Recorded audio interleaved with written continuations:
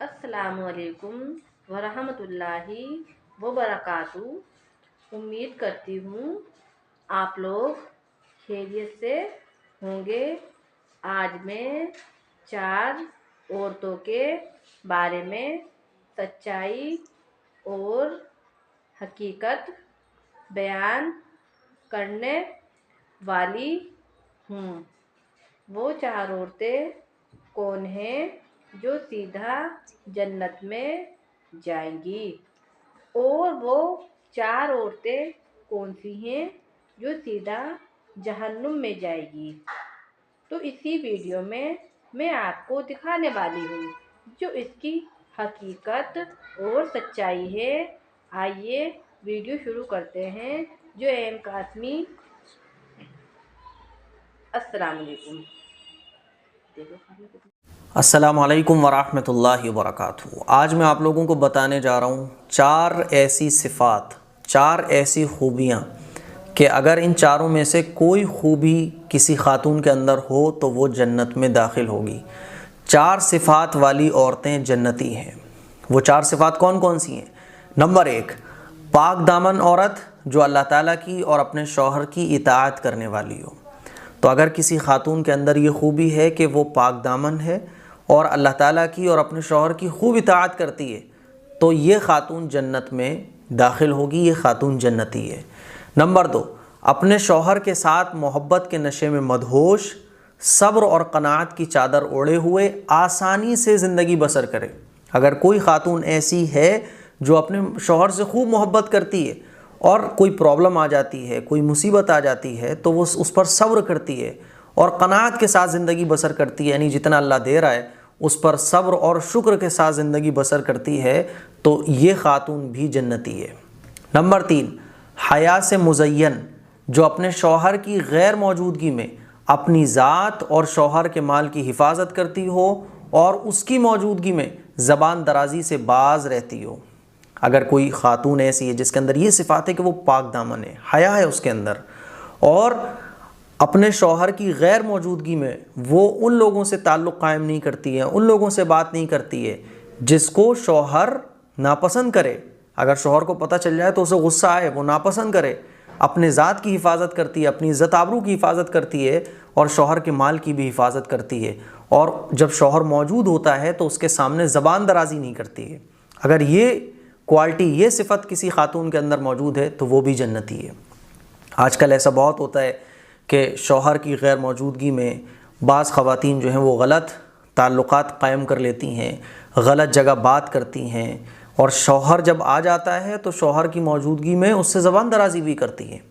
तो याद रखिएगा, ऐसी खातून जिसके अंदर तीसरे नंबर वाली सिफ़त हो वो जन्नती है।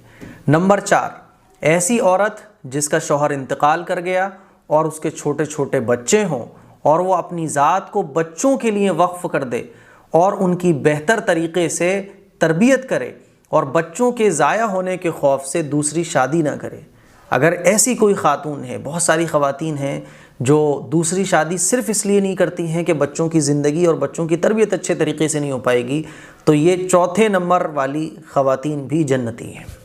तो ये 4 क्वालिटी मैंने बयान की, ये 4 सिफ़ात वाली औरतें जो हैं वो जन्नती हैं। अब आइए मैं आप लोगों को बताता हूँ 4 बुराइयों वाली औरतें जहन्नमी हैं। ये 4 बुराई में बताने जा रहा हूँ। इन 4 बुराइयों में से कोई एक बुराई भी अगर किसी खातून के अंदर होगी तो वो जहन्नमी है। नंबर 1, फ़ोहश कलाम करने वाली औरत जो शौहर की मौजूदगी में अपनी ज़बान की वजह से उसे तकलीफ़ देती हो और उसकी गैर मौजूदगी में अपनी ज़ात की हिफाजत ना करती हो। फ़ोहश कलाम, ये भी आज हम लोग देखते हैं कि औरतें अपने शौहर से मुंह बहुत चलाती हैं, ज़बान दराजी करती हैं, जवाब देती हैं पलटकर, और खूब बहसो मुबाहसा करती हैं, खूब ज़बान दराजी करती हैं।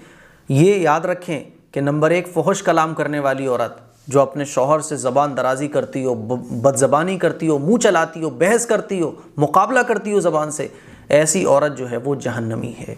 और शौहर की गैर मौजूदगी में अपनी इज़्ज़त आबरू, अपनी ज़ात की हिफाजत ना करती हो, वो काम करती हो, उन लोगों से बात करती हो, उन लोगों से राब्ता कायम करती हो कि अगर शौहर को पता चल जाए तो उसको गुस्सा आए, उसको नागवार गुजरे, ऐसी औरत जहन्नमी है।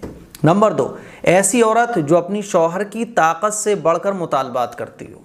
शौहर की सैलरी है 10,000, 15,000, लेकिन औरत के मुतालबात हैं और बड़े बड़े, शौहर की ताकत से बढ़कर, उसकी हैसियत से बढ़ के वो शौहर से मुतालबा कर रही है, तो ऐसी औरत जहन्नमी है।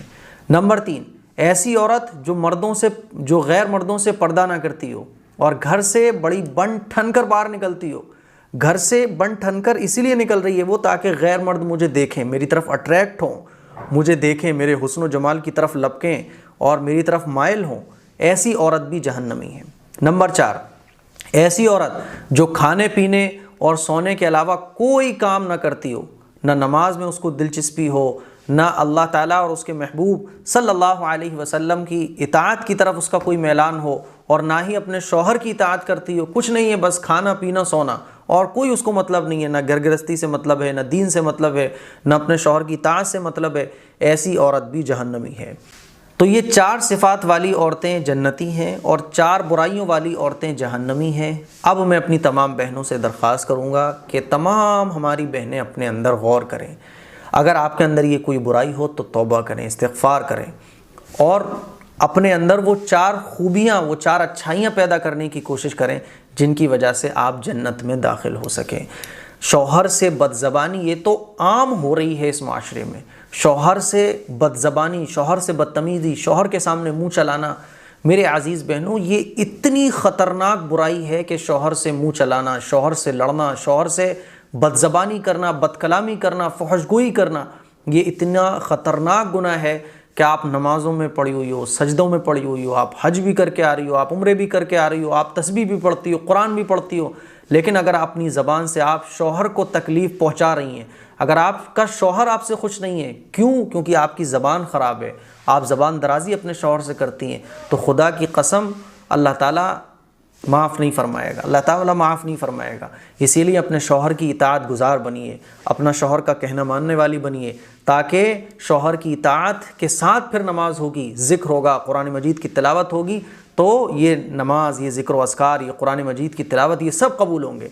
और अगर नमाज, तहज्जुद सब कुछ चल रहा है लेकिन शौहर की इताअत नहीं चल रही है, शौहर से बदज़बानी हो रही है, शौहर से फौश कलामी हो रही है, तो फिर ये सारे आमाल काबिल कबूल नहीं होंगे। बहुत ज़रूरी है कि ख़वातीन अपने शौहर की इताअत करें।